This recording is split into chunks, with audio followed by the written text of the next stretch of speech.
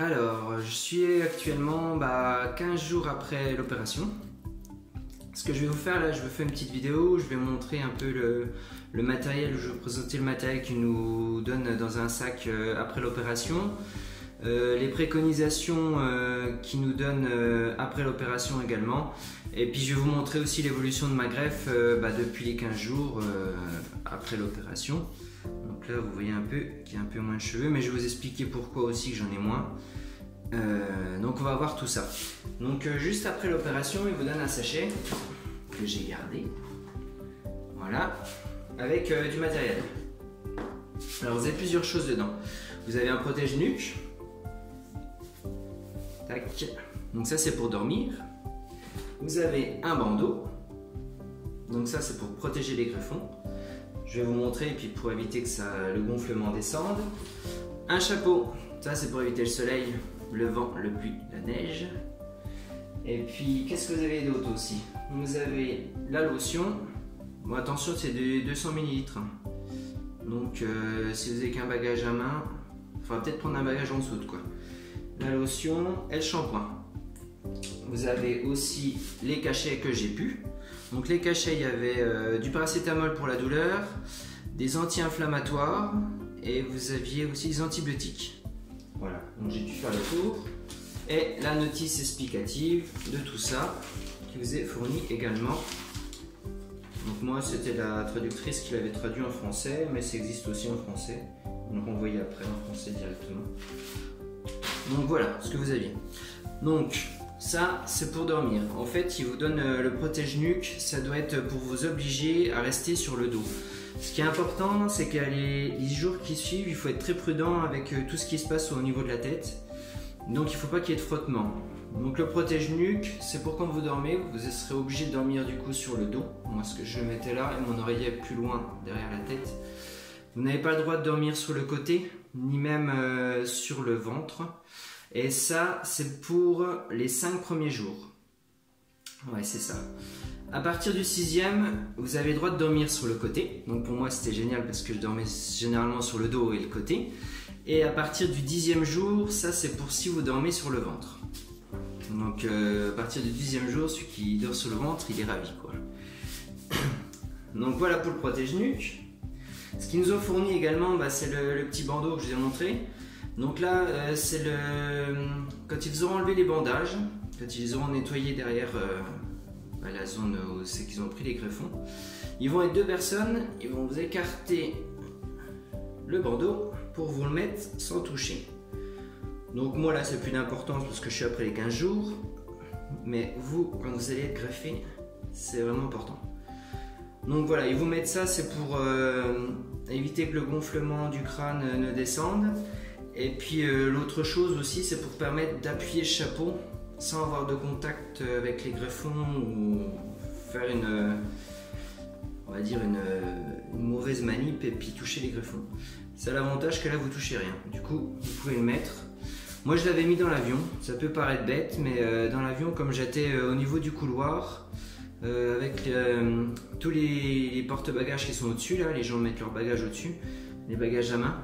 Et c'est vrai qu'il y en a qui sont un peu excités dès qu'on atterrit et qui veulent tout de suite aller chercher les bagages, ils font pas attention aux gens qui sont en dessous. Donc c'est pour ça que je l'avais mis, et aussi pour les gens qui passent dans le couloir. Je sais pas si vous avez déjà pris l'avion, mais généralement si ça tangue un peu ou si ça bouge un peu, il y a des gens qui ont tendance à vous raccrocher la tête. Donc c'était pour ces 2 raisons. Du coup comme c'est un peu impressionnant, les gens font attention et personne m'a touché la tête. Donc ça c'était le truc qui était bien. Donc les chapeaux servent aussi pour tout ce qui est soleil, vent, pluie, neige. C'est pour vous protéger les greffons, il ne faut pas qu'ils aient de contact avec tout ça au moins pendant les 5 premiers jours. Ou même un mois, oui, un mois. Vous devez utiliser le chapeau que vous avez reçu de la clinique les 2 premières semaines. Donc les 2 premières semaines avec ça. Et puis le reste du temps, après vous pourrez prendre votre chapeau à vous. Donc ça, ce sera pour après les 2 premières semaines, vous pouvez utiliser une casquette. Mais pas n'importe quelle casquette, c'est une casquette de baseball qui a le devant bien rigide. Parce que c'est des grosses casquettes et du coup ça, vous n'avez pas de contact avec les greffons. Et ça c'est très important. Donc si on vient au bandeau, ce bandeau là, vous me direz oui mais la nuit je vais peut-être pas le laisser. Et ben c'est ce qu'il faut faire, c'est qu'il faut l'enlever, donc vous le tirez et vous le faites glisser autour de la nuque. C'est tout bête à faire et au moins vous risquez pas de raccrocher le dessus. S'il vous gêne vraiment et que vous ne voulez pas le garder autour de la tête, il faut que vous fassiez aider par des personnes qui tendent au maximum le bandeau pour pouvoir l'enlever. Bon, je vous dis, l'idéal c'est le mettre autour de la nuque. Donc le soleil, on a vu l'activité. Donc les activités, le sport, c'est pas de sport pendant un mois. Ça, c'est pas évident, mais c'est ce qui est préconisé. Niveau sexuel, pas de sexe pendant une semaine. Bon, c'est supportable. Après, qu'est-ce qu'il y avait d'autre aussi? Oui, idéalement, il faut se reposer le jour de l'opération et le lendemain de l'opération. Ça, c'est important. Moi, j'avais pris un jour de plus et je ne l'ai pas regretté parce que le lendemain, j'ai pu tranquillement faire un peu ce que j'avais envie de faire. Et c'est bien, c'est bien. C'est bien. Idéalement, il faut rester dans sa chambre couchée ou vous promener, mais rien de violent, quoi. Et c'est quand même agréable de prendre son temps après le lendemain d'une opération. Le bandeau, on a vu. Alors, moi, je vais l'enlever parce que j'en ai plus besoin. Tac, je rentre ça. Le chapeau, c'est bon. On a vu. Donc, ça c'est bon. Alors, le lavage des cheveux, on a vu aussi, j'avais expliqué avant. Ça c'est nickel. Alors, à partir du 10e jour après l'opération, votre cuir chevelu va devenir sec. Parce qu'en fait, vous ne devez plus le laver. Donc, tout va sécher. Vous allez avoir pas mal de croûtes sur le dessus. Derrière, je crois, si je me souviens bien, oui, moi j'en avais quasiment plus. Derrière, elle était déjà partie. Parce que comme la zone donneuse, on gratte pas mal avec le bout des doigts, ça fait tomber les croûtes avec le shampoing, ça c'est bien. Donc à partir du 10e jour, il faut faire une pause. Il ne faut plus faire vos shampoings, mettre la lotion et tout ça. Et il faut laisser sécher. Il ne faut pas se laver les cheveux jusqu'au 12e jour. Ils font ça, c'est une raison assez simple, c'est que ça va permettre de faire sécher toutes les croûtes et du coup de les faire tomber facilement.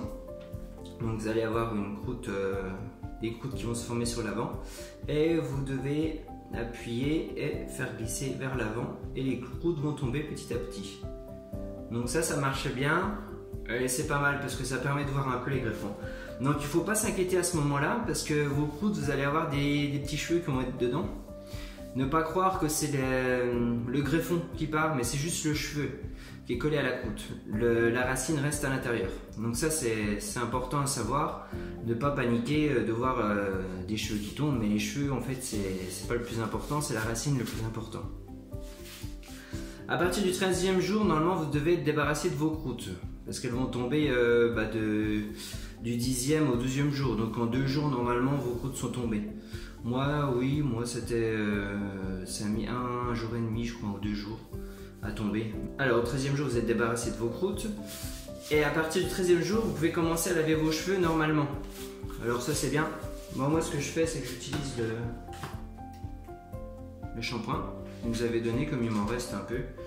J'utilise, vous lavez normalement sous la douche votre cuir chevelu comme avant avoir fait la greffe, quoi. Ça il n'y a pas de changement. Donc là on va parler de la partie qui fâche un peu, c'est qu'à partir après les 2 semaines de transplantation, les cheveux commencent à tomber. Donc là moi c'est ce qui m'arrive actuellement.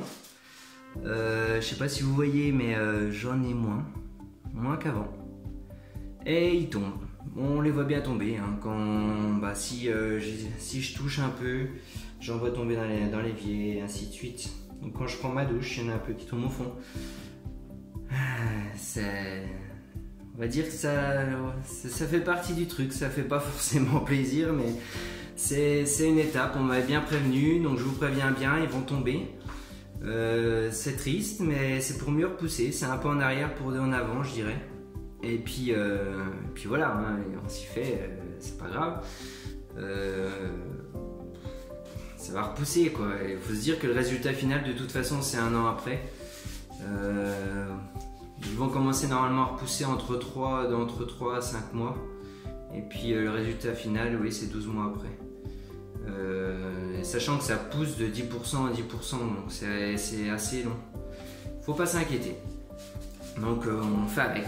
On se dit le plus dur est fait, hein, c'est pas dur, hein, c'est eux qui font leur travail et puis nous on laisse faire. Ce qu'ils préconisent aussi, c'est d'utiliser des shampoings à base de biotine. Donc ça c'est... Ils vous donneront un lien pour en acheter. Ce qu'il y a aussi, c'est que oui, à la fin de l'opération, ils vous feront un traitement PRP. Donc ils vous prennent un peu de sang et puis avec ça, ils centrifugent, je pense, et puis ils prennent le PRP et ils vont l'injecter dedans. C'est pour favoriser la repousse. Donc ça c'est compris dedans. Après vous pouvez aussi avoir d'autres traitements derrière pour justement favoriser la repousse. Voilà, le maintien des greffons et puis la repousse quoi. Je crois que je vous ai tout dit parce qu'il ne faut rien que j'oublie. C'est important tout ça. Bon, de toute façon vous allez avoir la notice qui récapitule tout, mais c'est important que vous le sachiez avant de faire la greffe quoi. Que vous sachiez un peu à quoi vous attendre, c'est important. Ah oui, dernière chose, les saunas, tout ça, en fait tout ce qui fait transpirer, pas de ça pendant 1 mois quoi. Donc la chaleur, tout ce qui est chaleur, tout ce qui fait suer, hein, sauna, ainsi de suite, hammam, jacuzzi, faut oublier pendant 1 mois quoi. Voilà, je crois qu'il y a aussi la baignade dans l'eau de mer, ouais c'est ça, tout ce qui est baignade pendant 1 mois également. Donc là on a vu le principal. Je vais vous montrer maintenant moi où j'en suis, à un peu plus de 15 jours. Donc si vous regardez, voilà, on voit les greffons. Ce qui me reste, moi je dirais qu'il m'en reste peut-être ouais, la moitié, voire peut-être 1/4. Il y en a pas mal qui sont tombés et puis ça continue. Moi ce qu'il faut se dire c'est que moi je me leurre pas, je dis que ouais, il y a certainement l'intégralité qui va tomber. Donc voilà, je vais vous montrer derrière où j'en suis. Ouais, c'est pas évident de vous montrer. Bon, on voit même, il y a toujours un peu de manque, hein, mais ça repousse. Ça repousse, on va y arriver à combler tout ça. Voilà, j'espère vous avoir appris pas mal de choses dans cette vidéo. Et puis c'est à suivre, hein, on va continuer. Et je vous montrer où j'en serai par la suite.